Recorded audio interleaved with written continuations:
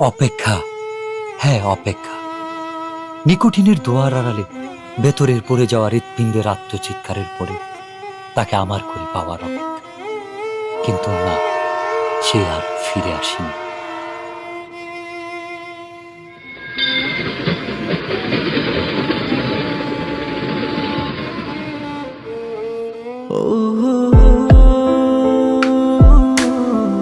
তবে এসেছিল এই পাহাড়ের পাদদেশে আজ থেকে অনেক বছর আগে, সন্তের জেগেরা সীমান্তবর্তী জেলা শেরপুরের প্রত্যন্ত একটি গ্রাম।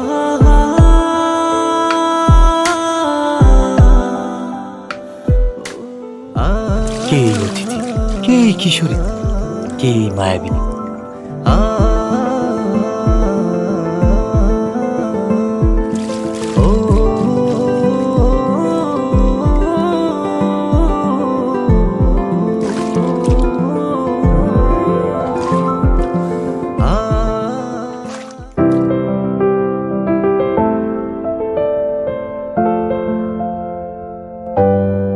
যার বিরহের অনলে পড়ে স্বপ্নের মতোই বদলে গেল এক যুবকের জীবনের গল্প। হ্যাঁ, স্বপ্নের মতোই বদলে গেল।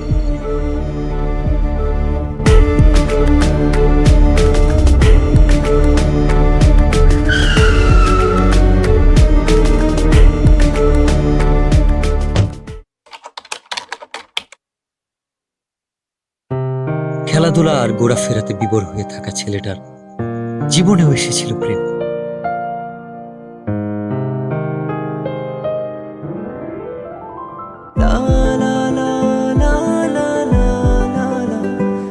চোখের ভাষায় কেউ যেন বলছে, আমি এসেছি তোমার হয়ে, আমাকে তোমার করে নাও।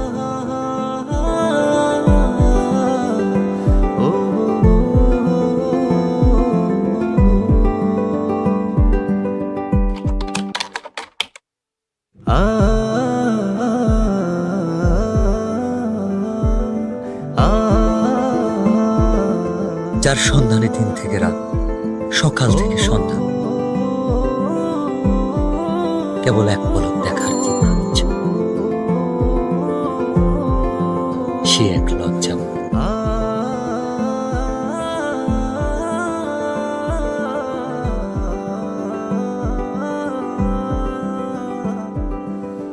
এক অদ্ভুত ভালো লাগা, যার অনুভূতি ব্যাখ্যা করা কঠিন।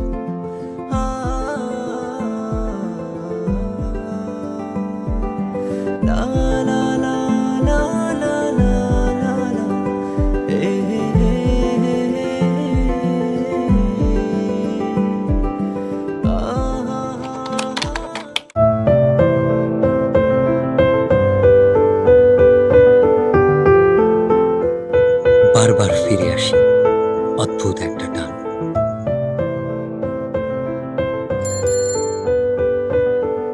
কিভাবে বোঝাই তাকে যা বলতে চেয়েও পারিনি।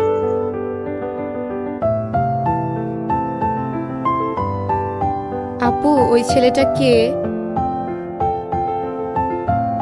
ও ও তো আমাদের এলাকার বিল্লাল ভাই। উনি কি প্রতিদিনই এদিকে আসে? না, ভাইয়া তো এদিকে আসে না। ও আচ্ছা।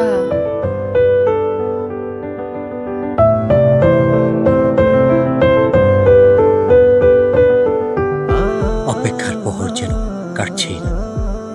বলতে ইচ্ছে হয়, তবে সুযোগ নেই কাছাকাছি আসার।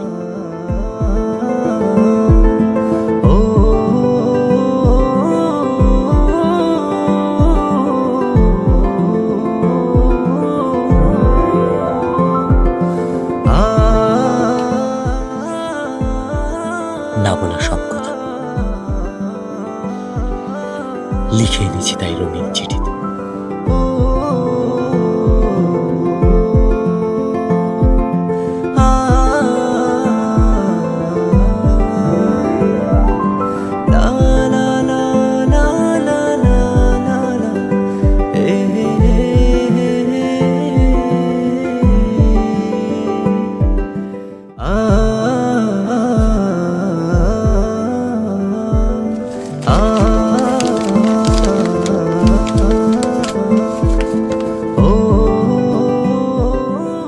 আমার লেখা প্রথম চিঠি, নাম না জানা একজনকে ঘিরে। সেই একজন যাকে আমি লিখে রাখতে চাই মনের দরজা, যার ছবি আঁকতে চাই ভালোবাসার রঙিন তুলিতে মনের ক্যানভাসে। তুমি সেই রমণী যে আমার ঘুম কেড়ে নিয়েছ, রোদ খরার দেশে চাতক পাখি যেমন মেঘের জলের অপেক্ষা। দিনের পর দিন তোমার জন্য আমার অপেক্ষা ফুরাবে না কোনোদিন। আমাকে ভালোবাসা যাবে উত্তরের অপেক্ষা।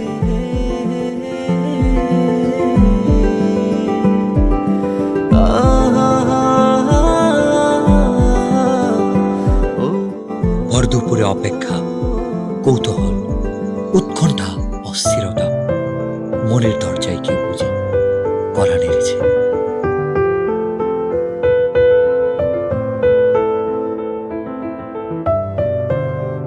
আমাকে ডাকছো কেন? একটা দরকার ছিল। কি দরকার? এই চিঠিটা ওর কাছে দিতে পারবা? ওটাকে? ওই যে ছেলেটা আসে। ও আচ্ছা, বিল্লাল ভাই। আচ্ছা দাও। বিল্লাল ভাইয়ের কাছে তো পৌঁছে দিতে পারবো না, কিন্তু ভাইয়ের সাথে যে ছেলেটা থাকে নুসান, ওর কাছে পৌঁছে দিতে পারবো। আচ্ছা, যেভাবেই হোক চিঠিটা পৌঁছে দিও। আচ্ছা। আচ্ছা ঠিক আছে। ভাই, ইদানিং খেলতে যাও না, ব্যাপারটা কি? আমার খেলতে ভালো লাগে না। তোমার খেলতে ভালো লাগে না? ভালো লাগে না। বুঝছি, কি বুঝছস? কিছু একটা চলে। আরে না, এমনি খেলাধুলা ভালো লাগে না। ভাই কেমন আছো? ভালো আছি। এই নুসান, এদিকে আয় তো। কি হয়েছে, এত চিল্লাইতেছস কেন? দেখোস না ভাই আছে। এই চিঠিটা ভাইয়াকে দিবি। কে দিছে? তোর জানার দরকার নাই, ভাইয়াকে দিলে ভাইয়া বুঝতে পারে। আচ্ছা তুই দাঁড়া, আমি ভাইকে বলতেছি। আচ্ছা। ভাই, মিলি দিছে।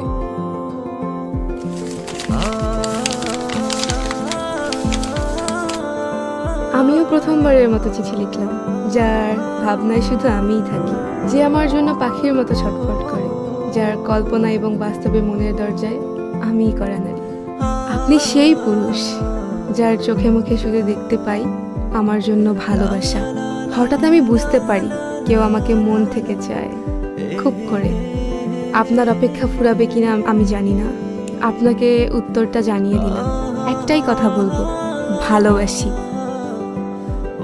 মিলিকে গিয়ে বলবি শিমুল বাগানে আজকে 4টার সময় ওকে নিয়ে আসতে, আমার অপেক্ষা কর। ভাই বলছে বিকাল 4টার সময় ওরে নিয়ে শিমুল বাগানে আসতে। ওরে নিয়ে আসবি কিন্তু। আচ্ছা ঠিক আছে, আমি ওকে নিয়ে আসবো। মনে থাকে যেন।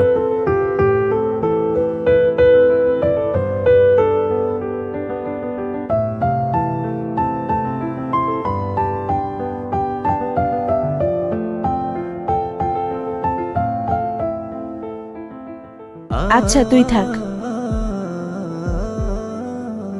আমাকে ডেকেছো কেন? তোমাকে দেখার জন্য। অনেকক্ষণ ধরেই তো দেখছো, আর কতক্ষণ? দেখলে কি প্রবলেম? শুধু কি দেখবা নাকি আর কিছু বলবা? I love you.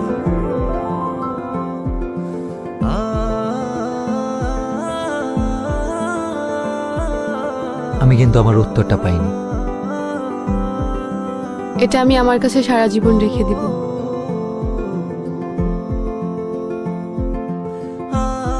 প্রেম বুঝি এতটাই রঙিন লাগে?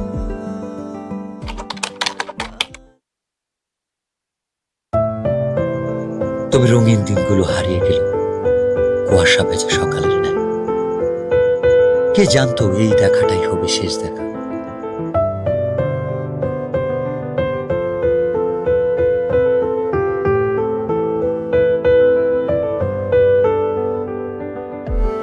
অনেক দিন তো হয়ে গেল, মনে হয়তো চলে যাব। হ্যাঁ, চলে তো যেতেই হবে। আর কি ফিরে আসা যাবে না? এসে কি হবে? আমার জন্য আসবা, পারবা না? আসা যায়, কথা দেওয়া যায়। আর ছুঁয়ে কি কথা দিতে হবে? ছুঁয়ে দেখার ইচ্ছাটা পূরণ হবে, সেটা বিয়ের পর। আমি অপেক্ষায় থাকবো। হঠাৎ কাল বৈশাখী ঝড় এসে এলোমেলো করে দিল সবকিছু। এমনটা না হলেও পারত।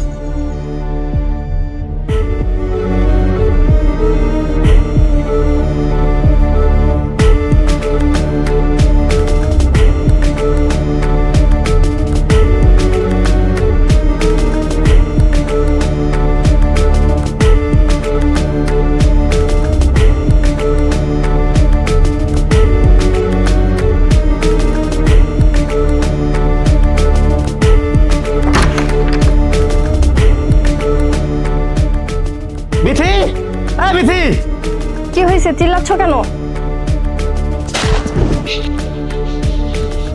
তোর বোন কি এলাকা ঘুরতে আসছে নাকি আমার মান সম্মান নষ্ট করতে আসছে? কেন? আমার বোন কি করছে? এই তোর বোন বিল্লালের সাথে কি করে? ওর সাথে আমি যেন আর না দেখি।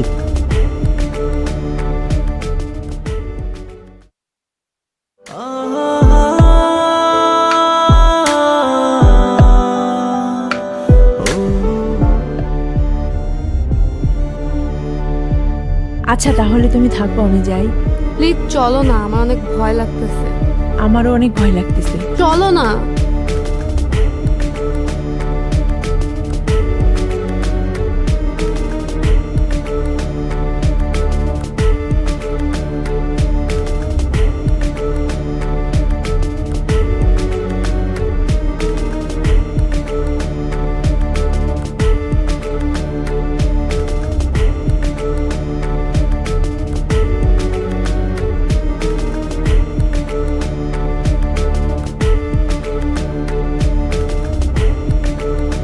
তোকে যেন আর কারোর সাথে মিশতে না দেখি। আর কালকে সকালেই তুই চলে যাবি।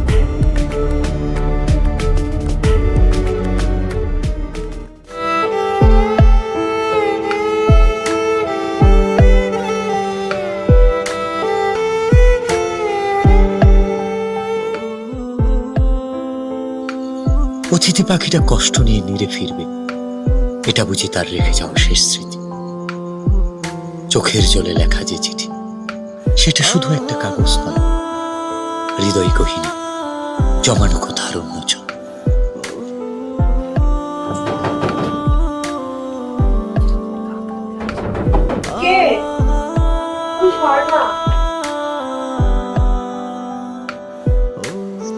এত রাতে তুমি এখানে? মিলি, আমি বুঝতে পারিনি আমার জন্য তোমাকে এত কথা শুনতে হবে। আমাকে মাফ করে দিও, আমি কালকে চলে যাচ্ছি। আর পারলে তোমার ভাইয়াকে এই চিঠিটা আর আমার এই শেষ স্মৃতি দুইটা পারলে তোমার ভাইয়াকে দিয়ে দিও।